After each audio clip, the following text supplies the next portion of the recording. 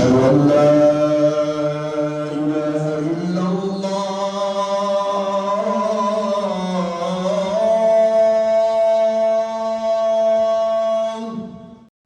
أشهد أن محمدا رسول الله بسم الله الرحمن الرحيم. الحمد لله رب العالمين، والصلاة والسلام على أشرف المرسلين وأجود المرسلين وأحسن المرسلين وأكرم المرسلين سيدنا محمد صلى الله عليه وسلم وعلى آله وأصحابه أجمعين. All praises due to Allah subhanahu wa ta'ala, and all peace and blessings be upon the Messenger Muhammad, peace be upon him, sallallahu alayhi wasallam, and his family and his companions and the Muslims everywhere who follow them. Ameen. Okay, so we're continuing on for Seerah. We're just, for those who are following in Martin Lings' text in the book, that's our text. We're now in chapter 22, entitled Leaders of Quraysh. So just to kind of catch up from last time, the revelations had begun, and slowly but surely more and more people were converting. Abu Bakr radiallahu anhu, or the Prophet's closest, one of the Prophet's closest friend, became Muslim, and through Abu Bakr, multiple prominent, humongous companions became Muslims. And so slowly but surely the number of followers was growing. And so in chapter 22, it just talks about the leaders of Quraysh who were the main opposition to the Prophet sallallahu alaihi wasallam. And one of them was Al-Walid ibn al-Mughira, who was really one of the most prominent chieftains of Mecca. In fact, there was a verse in the Quran where that recounted their objection. I'm paraphrasing the verse, why didn't Allah send this book to one of the two men of the great cities, one of the two great men of the two cities? رَجُلًا مِنَ الْقَرْيَتَيْنِ عَظِيمٌ, right? And the Qaryatain, the two cities, are Mecca and Ta'if. The man in Mecca was Al-Walid ibn al-Mughira, and the man in Ta'if was Urwa ibn Mas'ud. Radiallahu anhu. Urwa ibn Mas'ud eventually became Muslim. Al-Walid ibn al-Mughira did not. Al-Walid ibn al-Mughira, by the way, is the father of Khalid ibn al-Walid. Just FYI. So one time, obviously, the Prophet ﷺ really focused on trying to get the major chieftains to become Muslim, because naturally, when you have a thought leader, a leader, if that person becomes Muslim, the people are going to follow. And someone as prominent, as huge as Walid, it's a big deal if Walid converts. So one time he was talking to Walid intensely, trying to convince him, and then hold on, guys.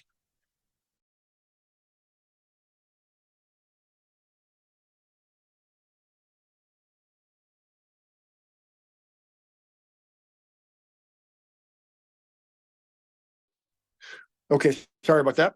I'm in the hospital, so I can't stop them from calling me. Anyway, so he's talking, and then a blind man came, Ibn Maktoum, wanting to ask the Messenger sallallahu alaihi wasallam a question about something. And he kept talking, and obviously, for those who have kids, right? When you're talking to somebody, and then your kid says Baba, Baba, Baba, Baba, right when you're talking, you're like, what? So the Prophet even didn't do that. He just furrowed his brow and turned away, naturally kind of annoyed, right? He's talking to Walid ibn Mughira. He can't see radiallahu anhu, Ibn Maktoum. He can hear, he can tell that he's talking. Right away, Allah revealed عبس وتولى أن جاءه الأعمى وما يدريك لعله يزكى أو يذكر فتنفعه الذكرى أما من استغنى فأنت له تصدى وما عليك ألا يزكى وأما من جاءك يسعى وهو يخشى فأنت عنه تلهى كلا إنها تذكرة فمن شاء ذكره. And the translation is, he frowned and turned away because the blind man came to him. And then, as to him who sufficeth unto himself, with him you are engrossed. Yet it is of no concern of yours if he is purified or not. But as for him who cometh unto you in eager earnestness and in fear of God, from him you are drawn away? No. Kalla. No, it should not be that way. So this was like a mild rebuke of the Messenger sallallahu alaihi wasallam by Allah subhanahu wa ta'ala. And let's stop and think about that. If you were a charlatan and you're writing the Quran as it, because that's what they accused the Messenger sallallahu alaihi wasallam, how he wrote the Quran, one of the accusations, or someone taught him, would you put in a verse that would reprimand yourself? No one would do that. No one would do that. And not only that, once this was revealed, the Prophet ﷺ had to recite it, and he recited it to people, and it's recited to this day. It's a gentle rebuke to the Prophet. You shouldn't have done that. It doesn't matter about who the Walid ibn Mughira is. Ibn Maktoum is better than him. وَهُوَ يَخْشَى, and he fears God. Okay? So, and in fact, after that, the Prophet ﷺ sometimes would say, here is the man by whose sake, for whose sake that God reprimanded me. And in Medina, he would always leave Ibn Maktoum in charge of Medina when the Prophet ﷺ would leave. So, like, I think this is just one of the many proofs that this book was truly revelation from God. Because if someone would write it, they would never put something to put themselves down, right? So, and just to give you a sense of like, Abu Jahl, Amr ibn Hisham, was such a fierce opponent of the Messenger. And let me give you a sense of why. They were talking, and so Abu Jahl said, we and the sons of Abdul Manaf, we have vied. The sons of Abdul Manaf were the Prophet's clan. We have vied for honor, the one with the other. They have fed food, and we have fed food. They have borne others' burdens, and we have borne others' burdens. They have given, and we have given, until when we were running equal, knee unto knee, like two mares in a race, they say, one of our men is a prophet. Revelations come to him from heaven. And when shall we attain to the like of this? By God, we shall never believe. We will never believe in him. Never admit him to be a speaker of the truth. You see, so Abu Jahl, it was tribal rivalry. It was tribalism. That I am not going to believe in him because he's not of my tribe. We're equal, and now they're saying, "Oh, we have a prophet, and you don't have a prophet, so I'm not going to believe in him." That was the root of Abu Jahl's opposition, and that you think about, that's something stupid for you to disbelieve, but that's what it is, and it led him to the point where the Prophet ﷺ called him Fir'aun هذه الأمة. He is the Pharaoh of this nation, of our nation, right? So, just to give you a sense of why Abu Jahl opposed Islam, it was really more of tribal rivalry. Okay, then again, more and more people started to become Muslim. More and more people started to convert. One night, they asked the Prophet ﷺ for a sign, a miracle. And so he told them, "You see the moon there?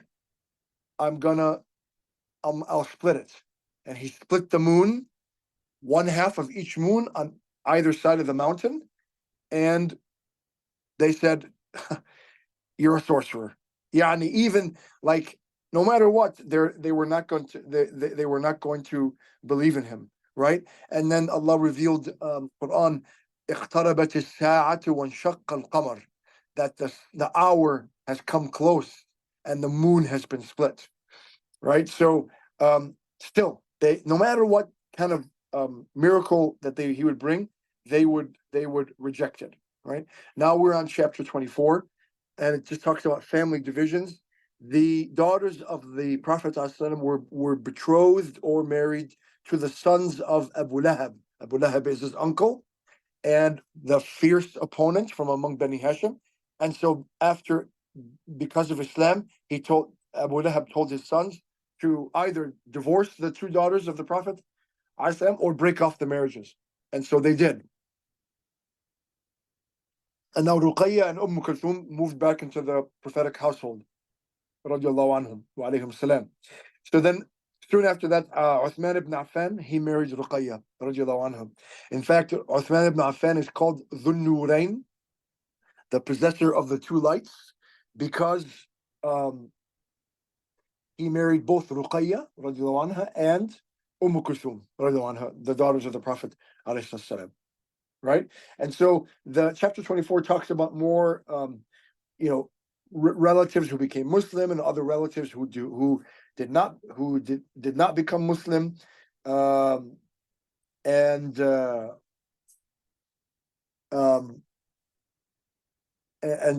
Abu Salama and Salama who became Muslim, and just the connection between the various tribes, right? And then talked about Khattab and Zayd ibn Amr ibn Nufayl, who was who was a monotheist, and he died before the Prophet became a prophet. And his son Sa'id ibn Zayd became a Muslim, married Fatima, the sister of Umar radiallahu anhu, and they were both believers, right? And so, just again, more and more people are becoming Muslim, and then it's causing more and more family divisions. So now we're in chapter 25, talking about the hour and the number of revelations that are being revealed in Mecca, talking about the hour, which is the Day of Judgment. You can tell that the Meccan surahs are very powerful. They're shorter. They're more poetic, vivid imagery. A lot has to do with the akhirah, with the Day of Judgment, right? وَإِذَا الْمَوْءُودَةُ سُئِلَتْ بِأَيِّ ذَنْبٍ قُتِلَتْ. When the young girl who was buried alive will be asked, what crime did she commit for them to kill her? Right? Just verses like this that were just so powerful, and many of them talked about the hour, the Day of Judgment.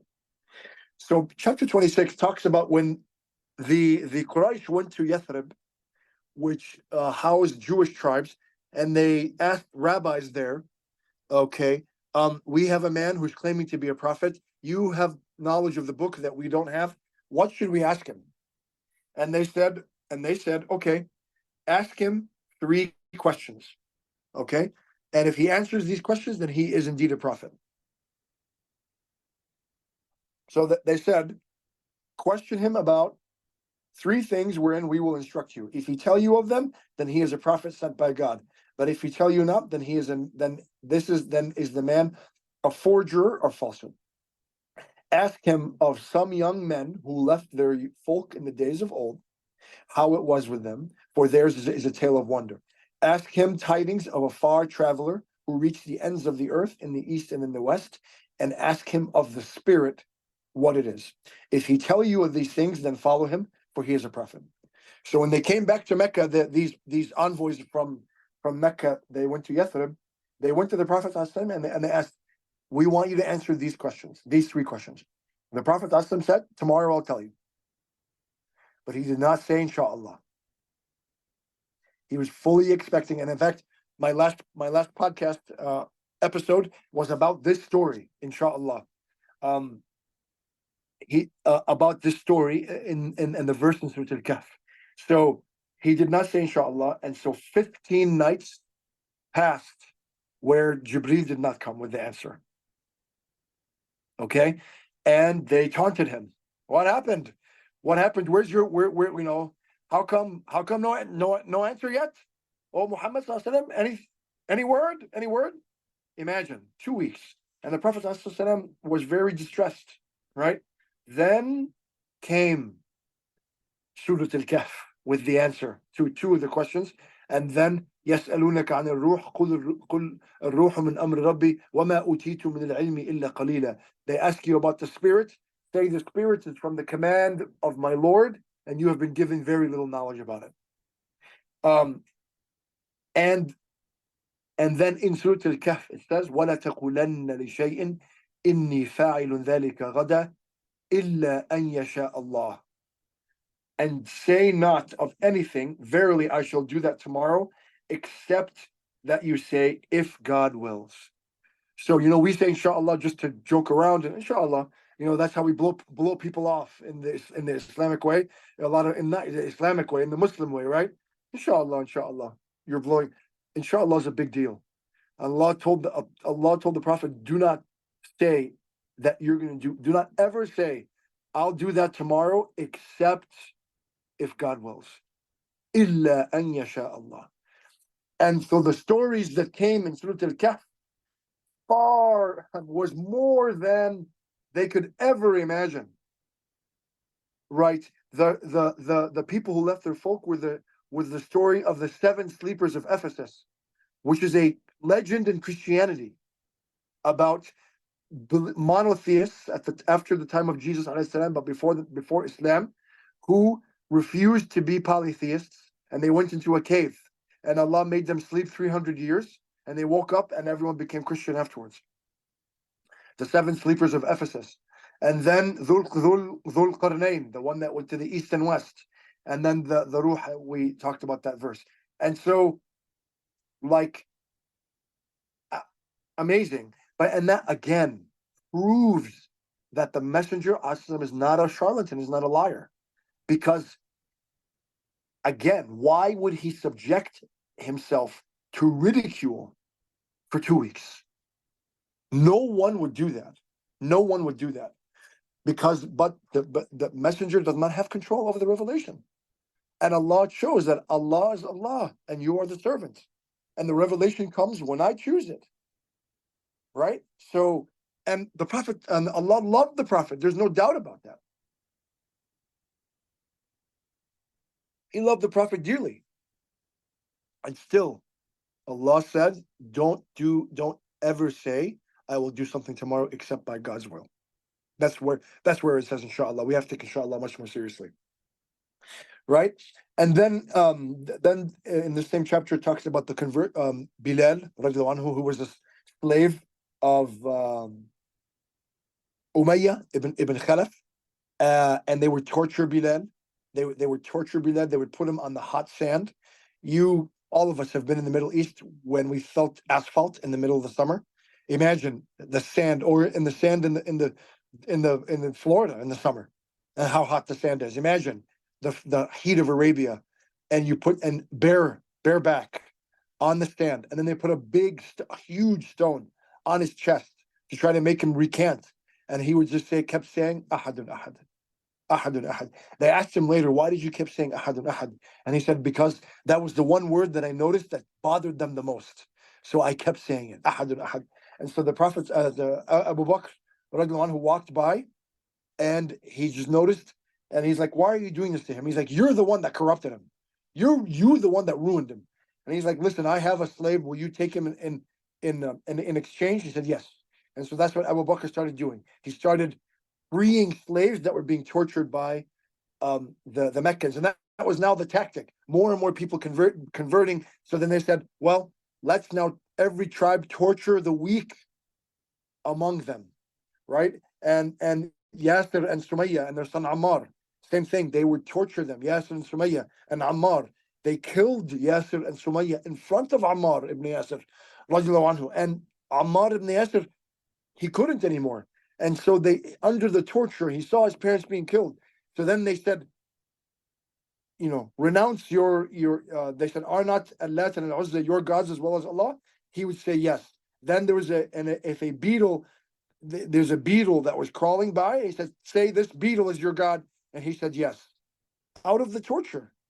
And then he went immediately to the Prophet ﷺ, crying, and said, Ya Rasulullah, I said a word of kufr, and I didn't mean it, but they killed my parents, they tortured me, I had to stop. And so the Prophet ﷺ said, if they do that again, say it again. And then Allah revealed Quran, إِلَّا مَنْ أُكْرِهْ وَقَلْبُهُ مُطْمَئِنٌ بِالْإِيمَانِ, except the one who was forced, but his heart is full of certainty of faith.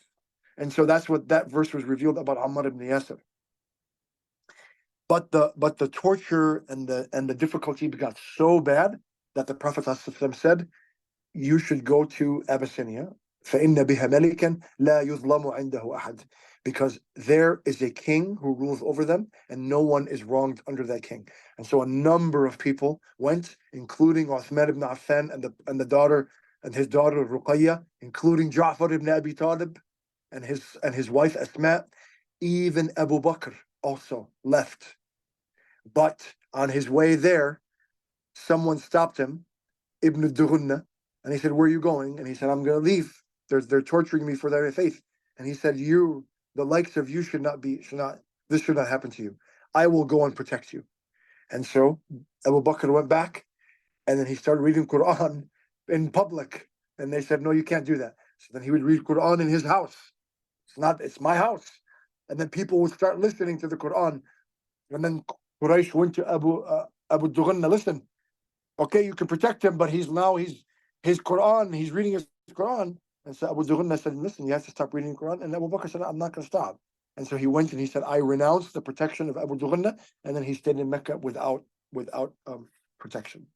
So now we're in chapter 27. Now the Quraysh found out that people were going to Abyssinia, and this is a big threat to them because there was trade between Mecca and Abyssinia, and they were worried that was going to threaten their trade, and also they were afraid of what they're going to do there. So they dispatched Amr ibn al-As, who was not Muslim at the time, who was a friend of the Nagus.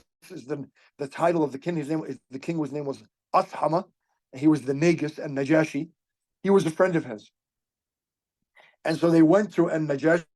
They brought him gifts, and he loved leather, so they brought him a lot of leather. And then and they brought the bishops around the Najashi, anhu. They brought him gifts, and they said, "Okay, among you are some foolish young men and women who have taken refuge in this kingdom. They have left their own religion, not for yours, but for one that they have invented, one that is unknown to us and to yourselves.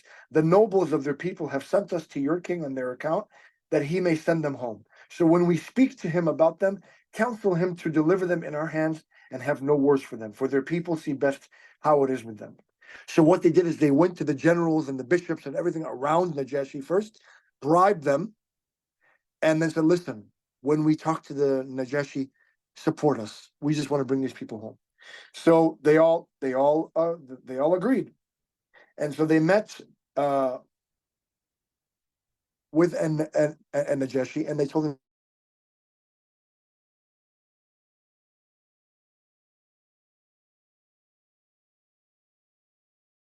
"They shall not be betrayed. Have sought my protection and made my country their abode, and chosen me above all others. Give them up I will not until I have summoned them and questioned them concerning what these men say of them. If it be as they have said, then will I deliver them unto them, that they may restore them to their own people. But if not, then I will be their good protector so long as they seek my protection." And Najashi, radiallahu anhu, was fair. He said, "These people sought refuge in my kingdom. They know that I'm fair. I want to hear I want to hear them out." So they sent for them, and the Muslims were scared. Like, "Oh my God, this is Ja'far ibn Abi Talib." Ja'far ibn Abi Talib was their leader, and so Ja'far, it was very, very beautiful um, speech that Ja'far said to them, and they said, Ja'far looked a lot like the Messenger sallallahu alaihi wasallam, and so he went to them and he said this. He said, "O king, we were a people steeped in ignorance, worshiping idols, eating unsacrificed meats, carrion, committing abominations, and the strong would devour the weak. Thus were we, until God sent us a messenger from among our midst, one whose lineage we knew, his veracity and his worthiness of trust and his integrity. He called us unto God that we should testify to his oneness and worship him and renounce what we and our fathers had worshipped in the way of stones and idols. And he commanded us to speak truly, to fulfill our promises, to respect the ties of kinship and the rights of our neighbors, and to refrain from crimes and from bloodshed. So we worship God alone, setting naught beside him, counting as forbidden what he hath forbidden, and as licit what he has allowed. For these reasons have our people turned against us, and have persecuted us to make us forsake our religion, and revert from the worship of God to the worship of idols. That is why we have come to your country, having chosen you above all others, and we have been happy in your protection. And it is our hope, O king, that here with you we shall not suffer wrong. So, and Najashi was very impressed. This is and in the Arabic, you should read it. It's so beautiful, the Arabic. And so the Najashi asked if they had any revelation from the Prophet, and so he picked the verses from Surah Maryam. واذكر في الكتاب مريم إذ انتبذت من أهلها مكانا شرقيا فاتخذت من دونهم حجابا فأرسلنا إليها روحنا فتمثل لها بشرا سويا قالت إني أعوذ بالرحمن منك إن كنت تقيا قال إني أنا قال إني رسول الله لأهب لك غلاما زكيا قالت ما يكون لي أن كيف يكون لي غلام ولم يمسسني بشرا ولم أك بغيا قال كذلك قال ربك هو علي هين ولنجعله آية للناس ورحمة منا وكان أمرا مقضيا. And make mention of Mary in the book when she withdrew from her people unto a place towards the east and secluded herself from them. And we sent unto her our spirit, and it appeared unto her in the likeness of a perfect man. She said, I take refuge from thee in the infinitely good, if any piety you have. He said, I am none other than a messenger from thy Lord, that I may bestow on thee a son most pure. She said, how can there be for me a son, when no man hath touched me, and I am not unchaste? He said, even though shall it be, thy Lord saith, it is easy for me, that we may make him a sign for mankind, and a mercy unto us, and it is a thing ordained. When they translated these verses, and Najashi wept, and so did the bishops. And he said, this truly has come from the same source as that which Jesus has brought. And then he went to Amr, he said, you may go, for by God I will never deliver them unto you. They shall not be betrayed. But Amr ibn al-As was smart, right? He was not to be easily swayed. So he said, all right, plan B. So he went to them, you know what? They say something about Jesus that's really bad. He's like, what do they say about Jesus? They say, you know what? Ask them. I'm not going to tell them. Ask them. Just ask them. So now after they thought it was over, he calls them back. What do you say about Jesus, the son of Mary? And so Jafar, they were scared. And like, what do we do? He said, well, we have to say the truth. And so he asked them, what do you say of Jesus, the son of Mary? Jafar answered, we say of him what our prophet brought unto us, that he is a slave of God and his messenger, and his spirit and his word, which he cast unto Mary, the Blessed Virgin. The Najashi then took up a piece of wood and said, Jesus, the son of Mary, does not exceed what you have said by the length of this stick. And the generals around him snorted. He said, for all your snorting. Then he turned to Jafar and said, go your ways, for you are safe in my lands. Not for a mountain of gold would I harm a single man of you. And he said to Amr ibn al-As, return unto these men their gifts, for I have no use for them. And so Amr and the other men went back to Mecca, having completely failed. Now, so it turns out that and Najashi did not believe in the divinity of Christ alayhi salam. And later he actually accepted Islam. So when the word of this came out, there was a rebellion against him. That he's left their religion, and now there was actually going to be a rebellion. And so he told the Muslims, get ships and ready, because if I lose, if I'm overthrown, you guys are no longer safe here. And so they all went and they got ready, and actually an army came. There was actually a rebellion. So he went to them. He says, "What's the problem? Have I not been a good king? Have I not?" And they go, "Yeah, you have." Then what's the problem? You've left our religion. So what he did was he took a parchment and he wrote La ilaha illallah Muhammad Rasulullah. Ashhadu an la ilaha illallah وأن محمدا عبده ورسوله وأن عيسى ابن مريم عبده ورسوله وروحه وكلمته ألقاها إلى مريم. He put that on a parchment and put it around his neck and put it underneath his clothes. So he's like, what's the problem? He's like, you left our religion. He's like, what do you say about Jesus? He says, we say he's the Son of God. And so he said, and I am on this, pointing to his chest, meaning the kalima underneath his clothes. And they're like, oh, okay. You believe Jesus is the Son of God too. But that's not what he was saying. And then he was able to stay on the throne. And the Muslims, there was a Muslim presence in Abyssinia all the way until the conquest of Khaybar, way later in Medina. Last story that we will end with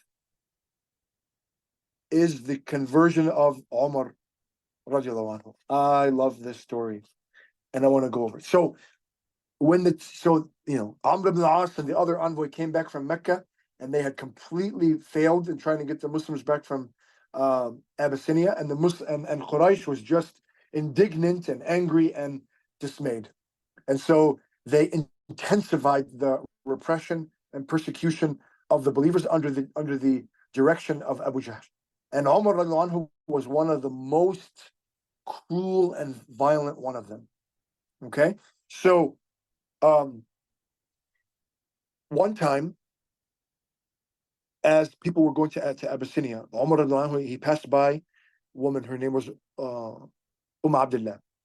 She was preparing to leave to go to Abyssinia, and he's like, "Where are you going?" Ila ayni Abdullah. Where are you going?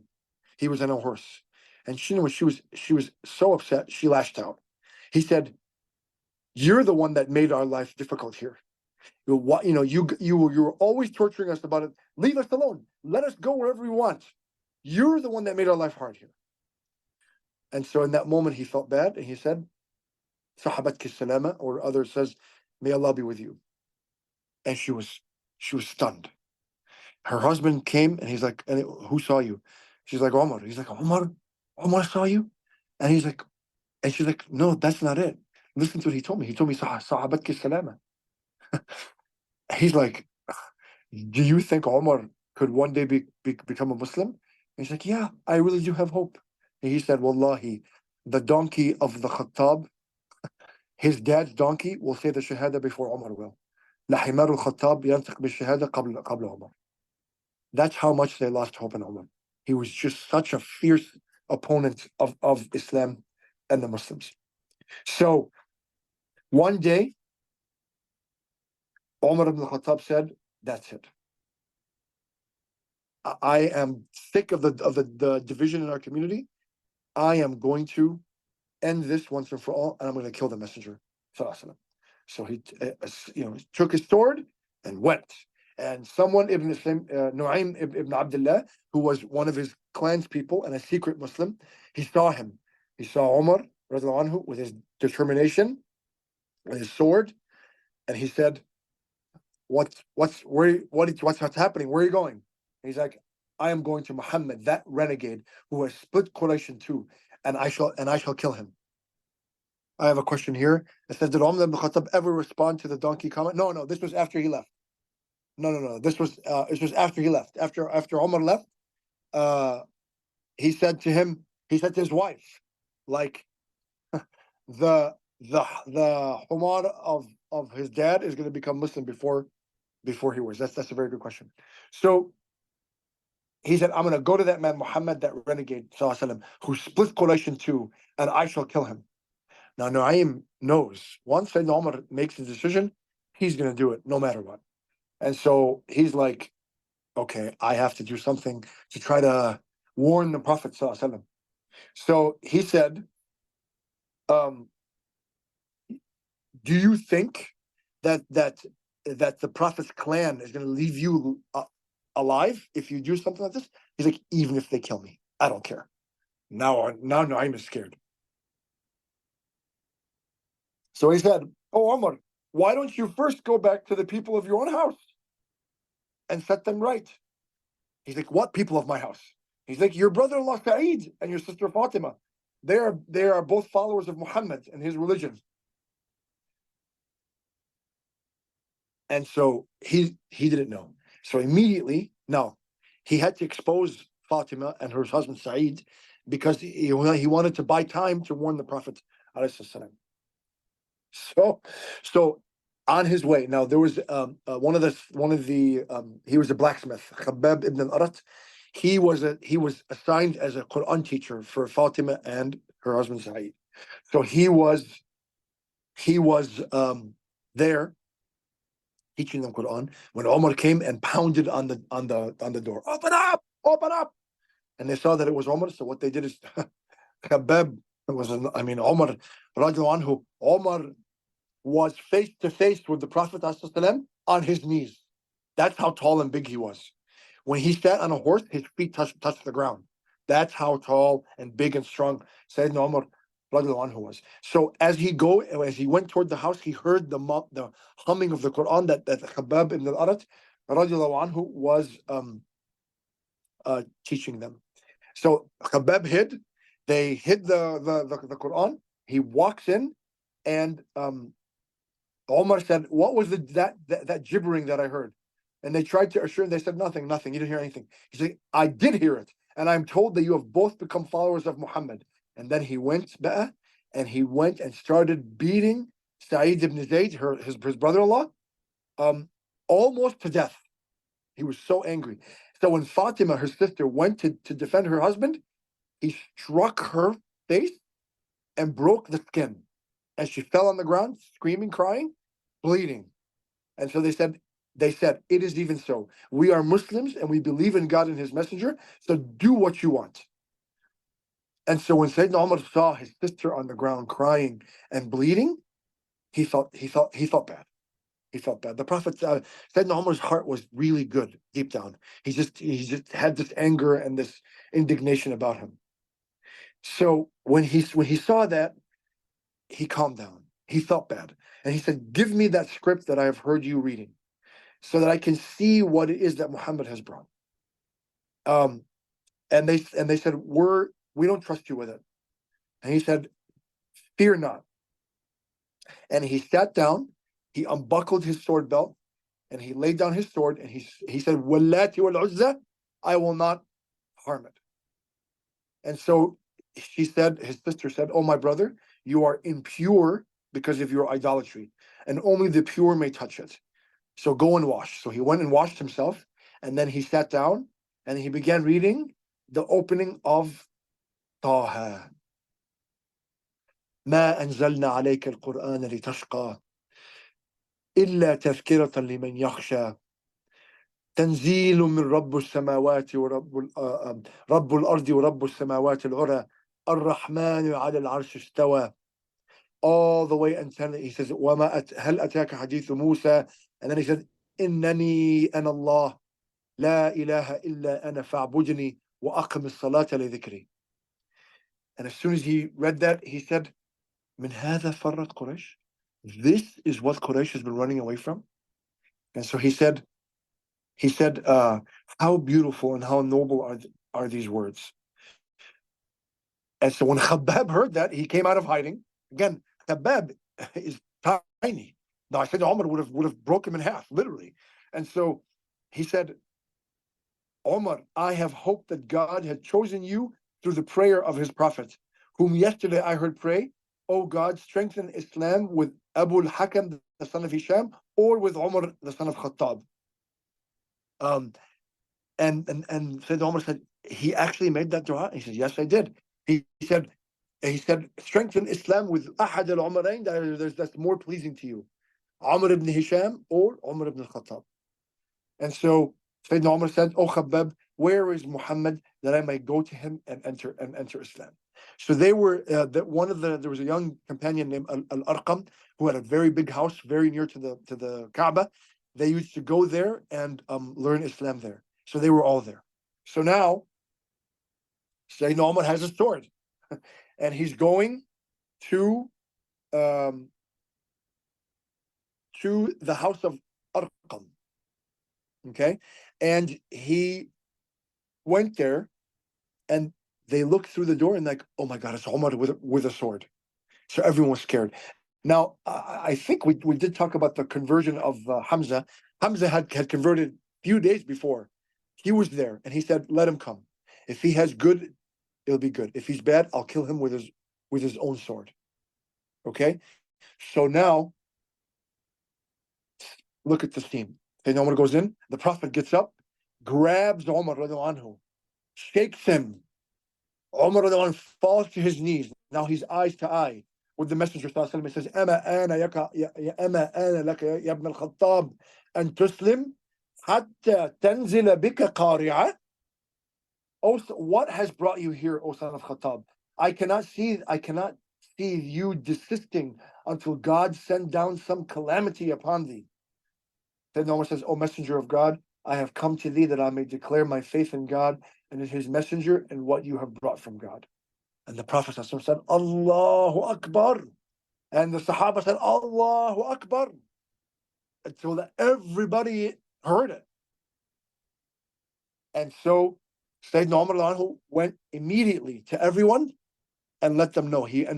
One of the first people he went to was his uncle, Abu Jahl, Amr ibn Hisham. It was his mother's brother, Khalu.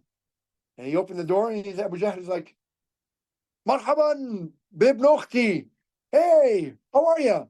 He's like, I have come to tell you that I believe in God and his messenger, and I testify to the truth which is brought. And he said, Qabbahak Allah, and he slammed the door in his face. Now, with Umar anhu as now and Hamza, the Muslims were much different situation, much stronger position. And in fact, after this, the Prophet, Sayyidina Umar, immediately, he went to the Prophet. Aren't we the believers? The Prophet said, yes. And aren't they the disbelievers? Yes. Then why are we hiding? And so they went, I believe it was 40 men now. Two rows. One row led by Umar, Hamza, and a row of companions. In between them is the Messenger of God, sallallahu. Another row led by Umar, and then another of companions. And they all went to the Kaaba, saying, La ilaha illallah, Muhammadan Rasulullah, Wallahu Akbar, La ilaha, like a big show of force, like a demonstration. And so the tide is changed with the conversion of Umar radiallahu anhu. And with there we'll stop here. And again, just to follow the text, that was chapter 28, and we'll begin next time at chapter 29. Questions?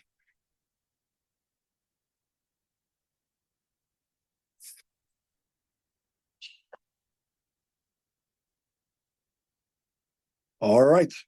Hearing none, we will end with a dua, and then inshallah until next time. Bismillahir Rahmanir Rahim. Subhanakallahumma rabbana wa bihamdik. Nashhadu an la ilaha illa ant. Nastaghfiruka wa natubu ilayk. Thanks so much, jazakumullah khair, for your time and attention. Wassalamu alaikum wa rahmatullahi wa barakatuh.